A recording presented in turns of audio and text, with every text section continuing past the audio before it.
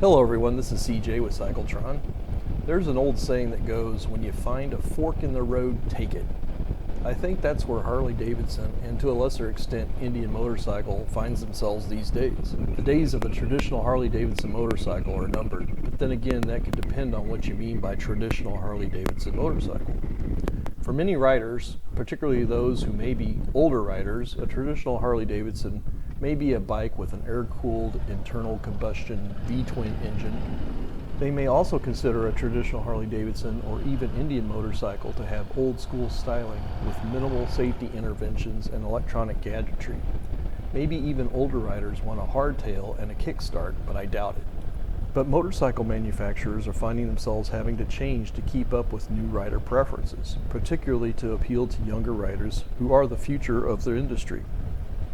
These changes include those caused by ever stricter environmental and safety regulations and the growing amount of electronic gadgetry being desired by many riders. Indian was really the first of the big twin manufacturers to divert from the path for traditional American motorcycles by introducing models with liquid-cooled engines, lots of electronics, and other changes. For the last several years, Indian motorcycles have arguably had better functioning and higher quality ride command software and displays, including GPS for navigation.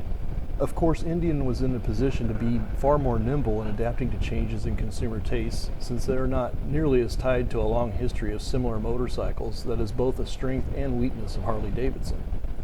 Also, Indian produces about 30,000 motorcycles each year as compared to Harley's approximately 200,000 motorcycles produced each year. It seems that Harley has been playing catch-up in the areas of liquid cooling and rider electronics, but has done well with their Sportster S relative to Indian's FTR and Scout. Harley Davidson has had their liquid-cooled Pan America Adventure Touring bike out for about a year now, whereas Indian currently has no adventure touring offering. But then Indian's had their liquid-cooled touring bike, the Challenger, out for over 2 years now, and I think it's a great bike, by the way, judging from my previous demo ride. But Harley has yet to release a liquid-cooled touring model. But some of you, such as Gene Clark and Bruce Santacore, have stated in comments on some of my recent videos that there are rumors that Harley is working on a liquid-cooled touring bike, which makes sense from what they have done with other liquid-cooled models this year and what Indian Motorcycles has already been doing for a few years already. It may be that Harley will even launch such a bike at the beginning of 2022. So I'd like to go back to the question of just what is a traditional Harley Davidson motorcycle. I would suggest that the traditional Harley Davidson motorcycle has largely gone away over the last few decades, and I'll tell you what I mean. First, I'd like to point out that I own and regularly ride a variety of motorcycles, including a 2019 Street Glide Special, a Suzuki Katana, a 2020 Harley Davidson Roadster, and a 1982 Yamaha 750 Virago. Of these bikes, the 1982 Yamaha Virago is the closest thing I have to a traditional Harley when it comes to the overall riding experience. That is when you consider the non-existent electronics, the air-cooled V-twin internal combustion engine, the loud but pleasing exhaust note, and just the totally relaxed riding style that comes with that old bike. On the opposite end of the spectrum is my Katana. That bike is very powerful yet relatively light and nimble, with quite a few electronics for the display, and includes a lot of rider and safety aids. I really love the Roadster and the Street Glide Special, but the experience of riding those bikes falls in between the experience in riding either the Virago or the Katana. My younger boys and I recently restored my 2020 Roadster, which started as a wreck that we got at auction at a salvage yard. I was really shocked by the amount of electronics that was on that bike, including the combination analog-digital display for the speedo and tachometer.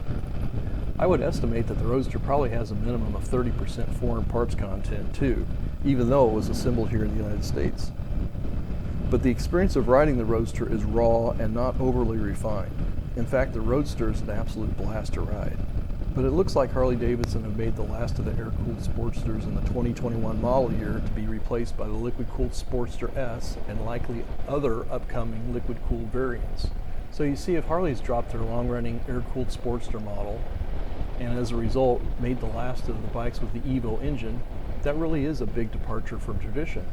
But many of you felt that Harley left many of their traditional roots behind when they killed the Dyna models in 2017, and also that same year introduced the Milwaukee 8 engine. Combine these changes with the seemingly ever-increasing foreign parts content of Harley Davidson, and Indian does this too. Exactly when was the last truly traditional Harley Davidson, or Indian motorcycle for that matter, made? But the motor company clearly needed to make some changes to their models to reduce manufacturing costs associated with their components in a global supply chain and to comply with ever stricter environmental and safety regulation. Changes in the taste of motorcycle buyers is also a factor.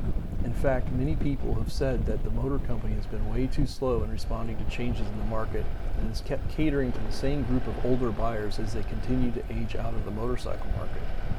It may be that many of the new riders won't know what it's like to ride a rumbly, air-cooled V-twin with minimal electronics. But then again, maybe they won't care if they're getting a bike with better handling and performance that also comes with the electronic gadgets that they've come to expect to be associated with many of their day-to-day experiences. It's not really the case that one type of riding experience is better than the other, but that they're simply different. Tradition has to die for many types of products so that a new tradition can be born and, more importantly, ensure the survival of the manufacturer for a few more years or decades. This has happened with other iconic international consumer brands. Take Porsche as an example. That company was facing financial ruin in the late 90s, but then they came out with the Boxster and shortly thereafter a Porsche SUV in the Cayenne. These changes saved the company to ensure that they stayed around to sell the 911s to the purists or traditionalists. Porsche is well known too as a strong engineering design company, but that didn't stop them from slapping the word turbo on the highest spec all-electric Taycan model. Porsche traditionalists be damned if that meant more sales of that model. So where does that leave the likes of Harley Davidson and Indian? My guess is that Harley will be phasing out motorcycles with air-cooled engines within the next 10 years or so in favor of liquid-cooled offerings. I don't see that electric motorcycles, aside from small electric urban scooters, have much market viability in highly developed countries, particularly for long-distance touring applications. There will probably be an increasing amount of foreign parts content and electronic gadgets on the American-made bikes too. So tradition has died for the most part, which leaves room for new traditions to be made. What do you think about this? Would you buy a liquid-cooled Harley Davidson touring bike? If they made it, what do you think they'd be called? How about the Street Glide S or the Road Glide S? Or how about a clapback on the name of the Indian Challenger and call it the Dominator? What would you suggest? What do you say to the prospective young motorcycle rider who has never experienced riding an older style air-cooled Harley or a pre-Milwaukee 8 Harley? Do you tell them to get an old used Harley that would only get wrenched on by an independent motorcycle shop or a knowledgeable dad, grandpa, uncle, brother, or mom, grandma, aunt, or sister for that matter?